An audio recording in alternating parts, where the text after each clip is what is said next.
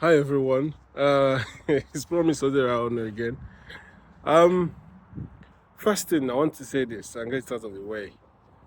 I think a lot of Nigerians are crazy. A lot of us are like mad people, honestly, because I don't know what triggers our humor. How can a man that lost his first wife and just finished burying his second wife now become an object of mockery around the country? Or you guys were not aware of all these testimonies that you are laughing about? That it is when he's mourning, when he's grieving, that you choose to laugh at his, I don't know, our sensibility, our consciousness to people's pain is very, very low. People die every day in Nigeria, people don't care. You will see people who have accidents, people don't care. The other day, somebody was about to commit suicide by jumping from one bridge in Lagos. They were slapping, they were beating the guy. Like, is that how you give therapy? I mean, jokes apart, we need to do better as a people. I see people that you think are intelligent, people that are grown-ups, that have kids, sit down, make mockery of a church whose GO just lost the wife or buried the wife, and the whole country find it funny.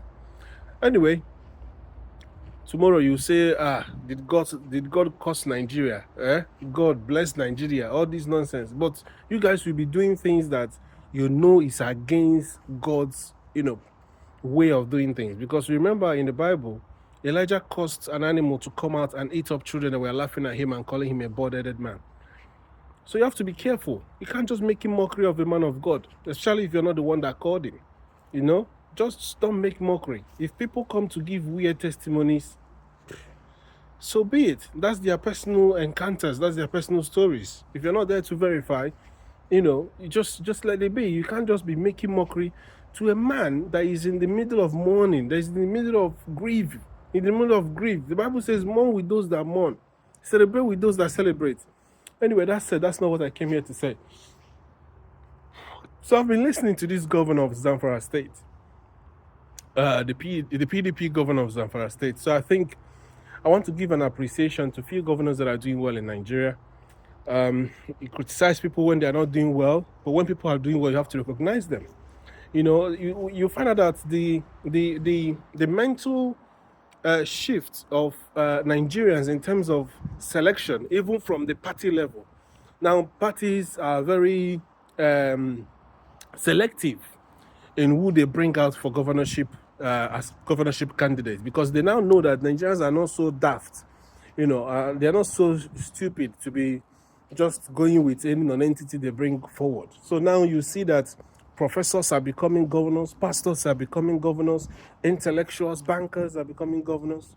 So like Edo states have good option. They have two intelligent, candidates as governors and one fool. So I hope they don't, put the illiterate there, but allow the people to choose between the two intelligent ones, and I hope they choose Labour to be very more specific.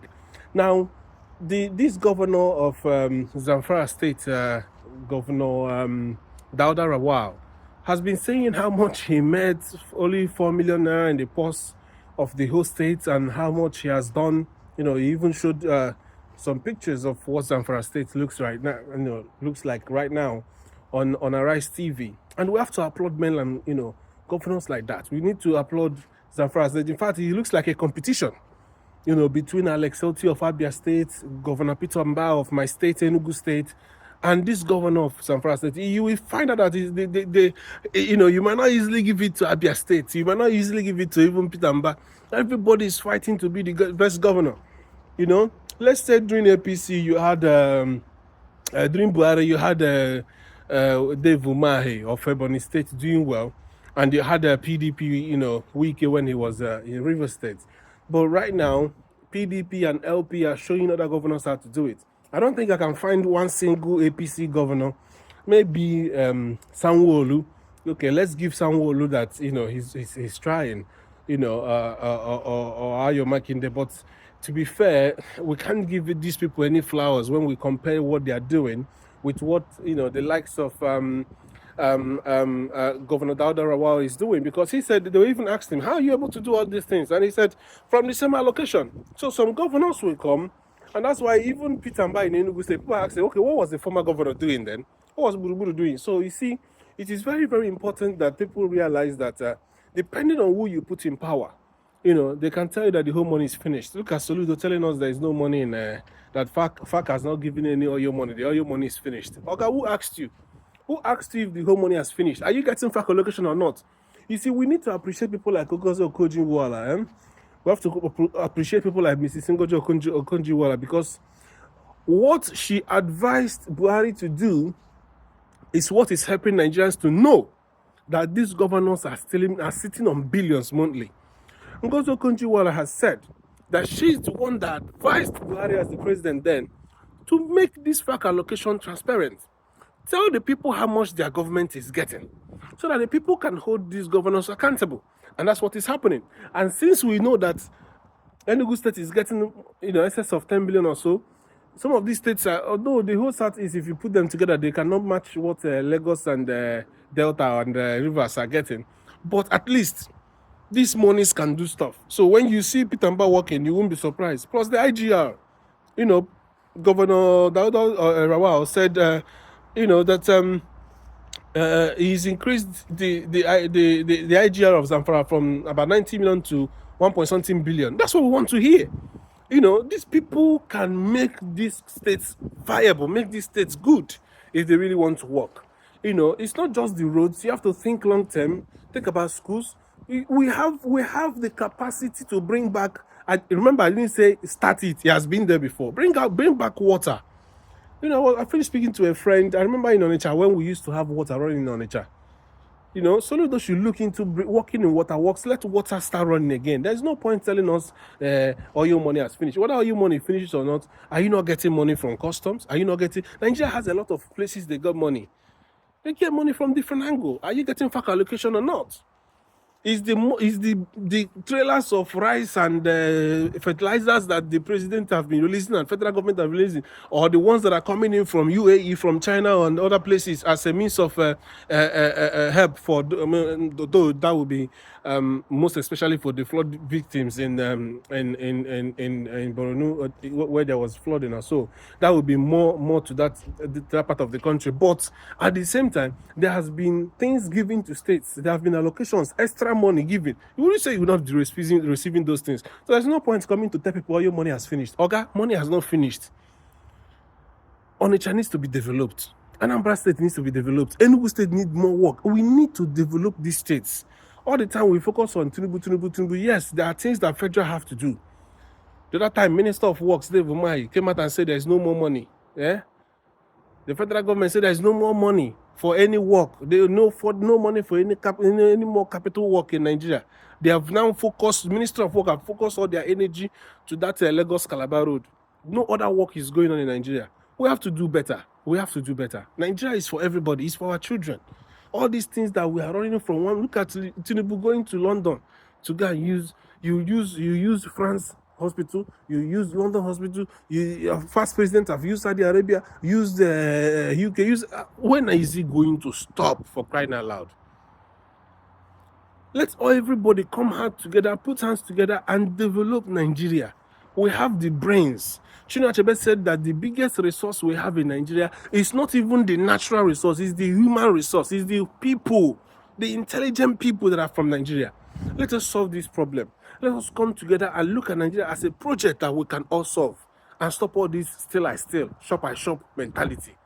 So that's why I want to come and say, well done to my own very governor, His Excellency, Governor Peter Mbah. He's done amazingly well. People didn't understand what he was doing when he first entered there. There was a bit of silence. He was studying what is going on. And now we can see the dividend routes everywhere. You can see. Just follow him on Instagram and watch what he's doing. He's a fantastic governor. Alex Otti, very fantastic, bringing joy to many. Turning Abia State to a state now that you can even start comparing with other states. Abia State was one of the worst places you can ever go to. Not just in the southeast, but even in the whole Nigeria. No, look at what Zamfara is doing. Zamfara, according to this governor, said they are the worst record in terms of education, everything, healthcare, everything. But he's revitalizing the state. And I know there's another governor of Niger State that is doing excellently well. So well done to all these governors. Like I said, let's keep voting intelligent, educated people into power. Once we have educated people into power, bad as it be, they go better pass people who just get money, who just come into power to do thuggery and wasting money. And I hope Edo State will get it right. I hope Edo State will get it right. They have two good options, and I hope they will choose and they will go for Lumida Bata. But even if they can't get him and get Asu Igodalo, he's still a good option. They are in a better position. They have two intelligent people, but they shouldn't go for the other non-intelligent person. So this is what I want to say. Well done to all the governors that are doing well. We'll still have like a whole lot of place, we are still very far from where we want to be. So a step in the right direction is still what we are hoping. And we pray that all those well-meaning governors, that God will help them, give them second tenure, and help them to, to help others. Because that's what we are here in this world for. You are here to help others. You are blessed to bless others. So when you are in position of power, don't see it as a way to intimidate, to show people that you've arrived. No, see it as a means to serve. See it as a means to help others. See it as a means to write your name in the sands of time. And posterity will be kind to all those people who are doing well. Thank you.